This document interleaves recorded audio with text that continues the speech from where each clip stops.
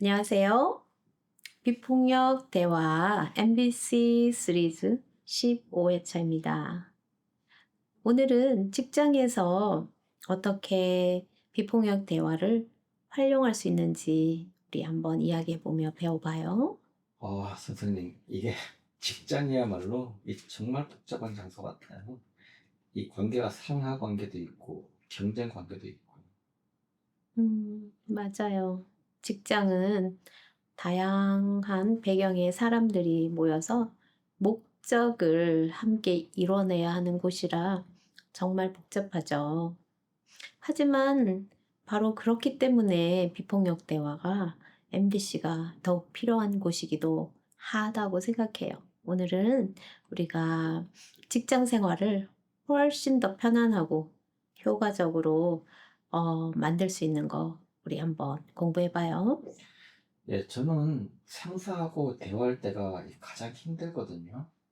이걸 어떻게 접근을 해야 할까요? 네. 상사와에서 그 관계에서 소통할 때 가장 중요한 건 상사도 사람이라는 걸 기억해야 해요. 상사에게도 불만과 불안, 걱정, 스트레스가 있어요. 예를 들어 상사가 "이 일 언제 끝나?" 라고 다그칠 때 방어적으로 반응하기보다는 상사의 마음을 이해해 보는 거죠. 어떻게 상사의 마음을 이해한다는 건지 이해가 잘 안 가요. 네, 쉽지 않지만 상사도 마감에 대한 압박을 받고 있구나라고 생각해 보는 거죠. 그런다면 과장님도 마감 때문에 걱정이 많으시군요. 라고 현재 진행 상황을 말씀드릴게요. 라고 공감하면서 그 정보를 공유해 보는 거, 어, 어떨까요? 예, 그것도 좋은 방법인 것 같아요. 그런데 때로는 상사한테 이 어려운 이야기를 해야 할 때가 있거든요. 예를 들면은 일이 너무 많다 이런 경우. 이럴 때는 어떤 식으로 이야기를 해야 하나요?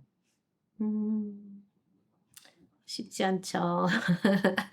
예를 들어서 업무량이 너무 많다고 말해야 된다면, 저는 현재 ABC 프로젝트를 동시에 진행 중인데 품질을 유지하면서 모든 걸 제 시간에 끝내기가 어려울 것 같아요. 우선순위를 정해 주시거나 일정을 좀 조정해 주실 수 있을까요? 라고 구체적으로 물어보는 거죠. 아, 이게 구체적으로 설명한다는 게 중요하군요. 그러면 동료와는 어떻게 소통을 해야 되나요? 동료와는 수평적 관계라서 한국적으로는 더 솔직하게 소통할 수 있겠죠. 하지만 그만큼 갈등도 생기기 쉬울 수 있어요. 동료가 자신의 일을 미루면서 내 업무를 차질이 또 생기게 만들 수 있잖아요. 너 때문에 아니면 누구 과장 때문에 누가 힘들어 라고 말하고 또 김대리 업무가 늦어지니까 내가 다음 단계를 진행하기가 어렵잖아요.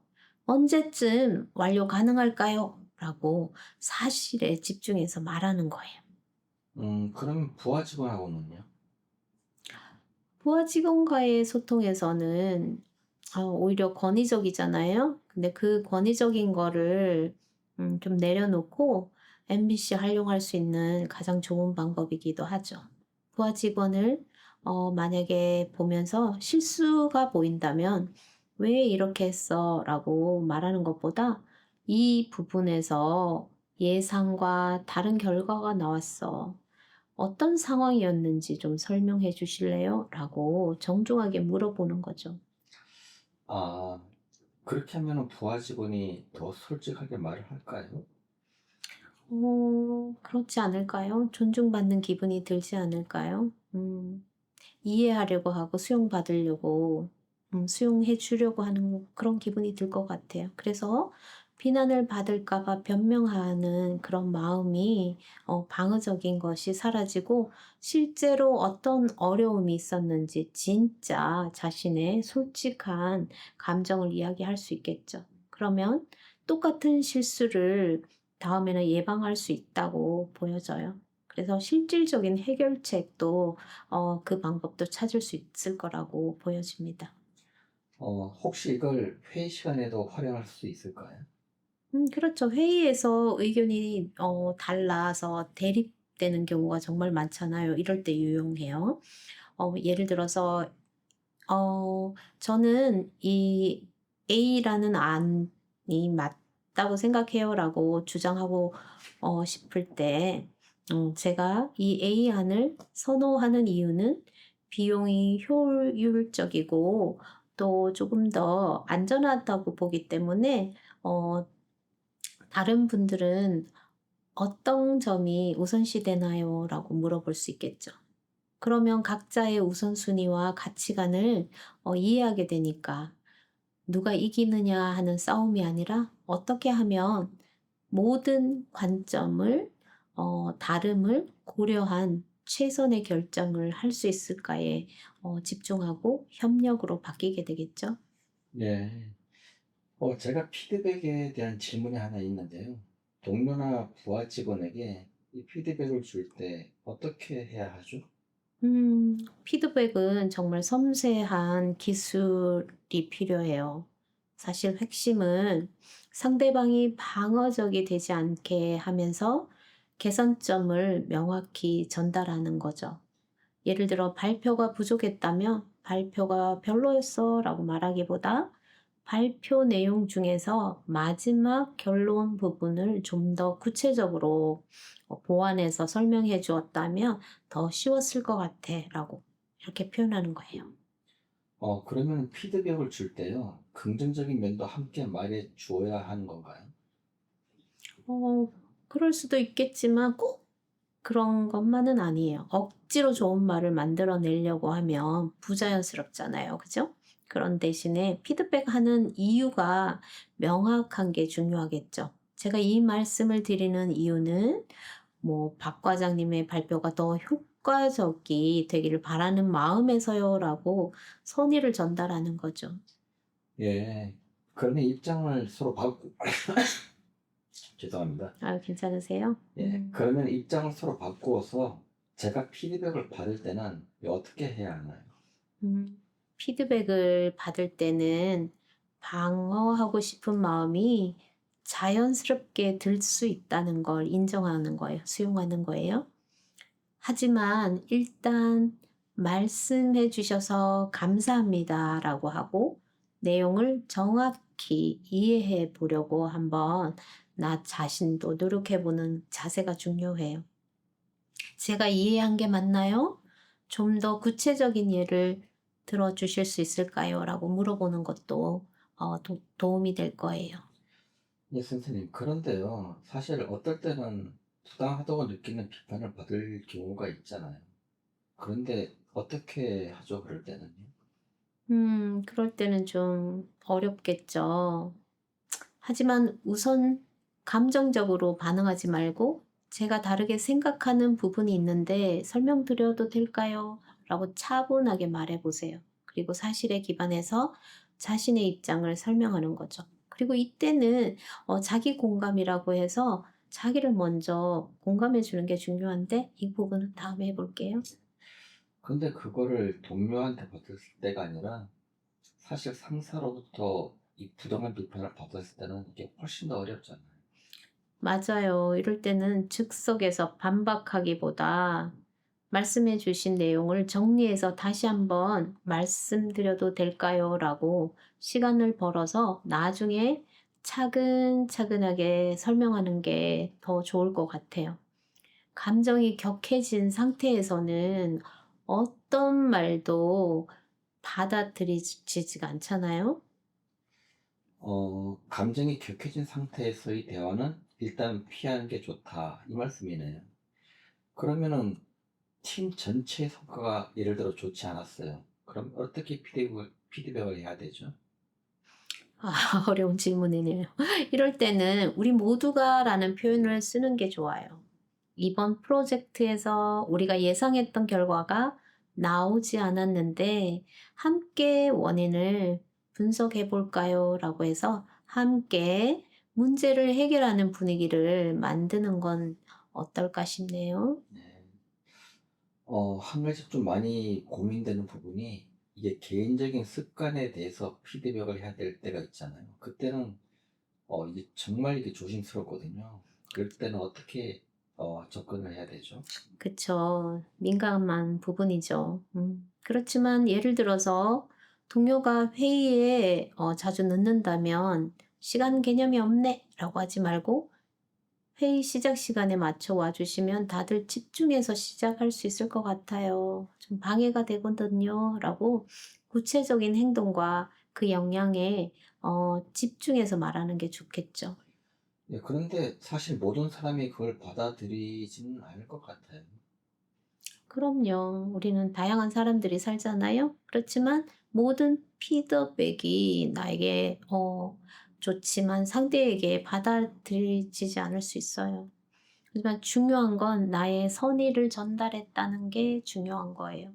제가 이 말씀을 드린 건 팀워크를 위해서였는데 불편하셨다면 죄송합니다라고 하면서 더 이상 강요하지 않는 것도 필요하겠죠. 예. 하나만 더 질문을 드릴까 싶은데 동료들끼리 갈등이 있을 때도 있잖아요. 거기에 대해서도 잠깐 말씀해 주실 수 있나요? 네, 직장 내 갈등 중재는 정말 조심스러워야 해요. 우선 양쪽 모두와 개별적으로 대화해 보는 게 중요해요. 요즘 힘들어 보이시는데 혹시 도움이 필요하다면 말해 주세요라고 해서 각자의 입장을 들어보는 거죠. 그런데 사실 이게 그렇게 하다 보면은 이 한쪽 편을 들어주고 싶을 때도 있잖아요. 그런 마음이 드는 게 사람이니까 자연스러워요. 하지만 중재자 역할을 할 때는 중립적 유지를 하는 게 중요해요. 영어로는 mutual empathy라고 해요. 두 분 다 나름의 이유가 있으실 텐데 "서로 이야기해 보는 게 어떨까요?" 하고 "제가 자리를 마련해 볼까요?" 라고 제안해 보는 거죠. 그런데 만약에 갈등 당사자들이 이 대화를 거부를 했어요. 그럼 그런 경우는 어떻게 하죠? 억지로 만나게 할 수는 없죠. 대신에 각자에게 상대방의 입장에서 이해해 보려고 "노력해 보는 건 어떨까요?"라고 제안할 수는 있겠죠. 그리고 업무에 지장이 없도록 중간에서 조율하는 역할을 한번 해 보는 거죠. 그런데 만약에 그 갈등의 당사자가 바로 저예요. 이럴 때는 어떻게 해야 되나요? 음. 그런 상황이면은 가장 어렵겠네요. 그죠? 먼저 상대방과 1대1로 먼저 대화를 해 보는 걸 시도해 보는 거를 추천드리고요. "우리 사이에 뭔가 불편한 게 있는 것 같아."라고 "이야기 좀 해 볼까?"라고 솔직하게 한번 말해 보는 거죠. 근데 혹시라도 상대방이 감정적으로 나올 때는 그 상대방의 감정을 일단 수용해 주셔야 해요. "정말 화가 많이 나셨군요. 저 때문에 그러신 거라면 죄송해요."라고 하면서 감정이 진정될 때까지 우리는 기다려야 해요. 쉽진 않지만 그렇게 기다린 다음에 그다음에 "어떤 부분이 가장 불편하셨나요? 말씀해 주시겠어요?" 라고 구체적으로 물어보는 거죠. 예, 그런데요, 선생님. 가끔 이게 사과해야 할 상황인지 아닌지 그 판단도 어려울 때가 많거든요. 완벽한 사과보다는 상대방의 마음을 이해하려고 노력하는 게 더 중요해요. 제가 의도하지 않게 제 행동으로 인해 불편을 드렸나요? 그렇다면 정말 죄송해요. 어 그리고 제 잘못이 아니어도 상대방이 상처받았다면 안타까워할 수 있잖아요. 그죠? 예, 그렇죠. 그런데 선생님 그 대상이 상사인 경우, 이거 정말 힘들어요. 맞아요. 정말 힘들죠. 권력이 있는 그죠? 그 권력 관계가 있으니까 아주 복잡해지죠.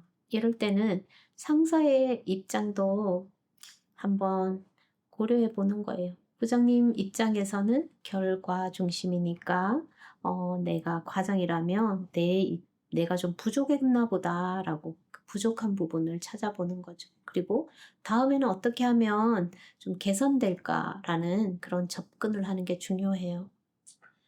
예.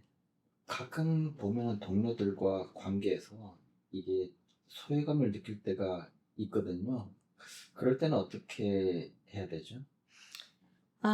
소외감은 중요한 감정 중에 하나일 경우가 모자란 거잖아요. 그러면 말하자면 소속감을 원하는 거잖아요. 그러면 그 힘든 감정을 한번 먼저 다가가는 방법을 찾아보는 것도 좋아요.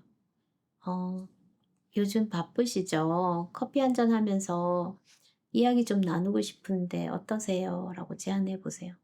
사람들도 나름의 이유로 거리를 둘 수 있거든요. 예. 직장에서 이야기하다 보면은 사실 이 남의 험담이나 뒷담화라 그러죠. 그럴 때가 많잖아요. 이럴 때는 이 어떻게 대처를 해야 되나요? 네.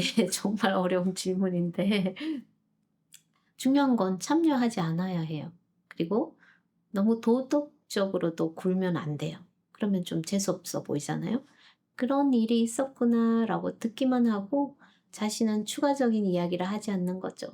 그리고 가능하면 화제를 다른 쪽으로 돌리려고 노력해 보는 것도 좋고요. 화장실을 다녀온다든가 해서 좀 그 순간순간을 모면하는 것도 좋을 것 같네요. 오늘 정말 여러 말씀을 듣고 보니까 선생님 직장에서도 이 비폭력 대화가 정말 유용한 것 같아요. 네, 그렇죠. 직장에서 비폭력을 활용하면 어 좋은 점들을 많이 배웠는데 오늘 다시 핵심 정리를 한번 해 볼게요. 쉽진 않아요. 그렇지만 하나씩 실천해 봐요. 상대방도 자신만의 그 사람만의 스트레스와 압박이 있다는 걸 기억하는 게 중요해요. 상사든 동료든 부하 직원이든 모두가 우리는 사람이잖아요. 그리고 내가 피드백을 해야 할 때는 구체적인 행동에 집중하고 그리고 받을 때는 피드백을 받을 때는 방어적으로 받으려고 하지 않고 이해하려고 노력한다. 그리고 모든 피드백 뒤에는 개선하려는 선의가 있다. 그리고 마지막으로 갈등이 생겼을 때는 문제를 개인화하지 말고 함께 해결해야 할 과제로 바라보는 게 중요하다.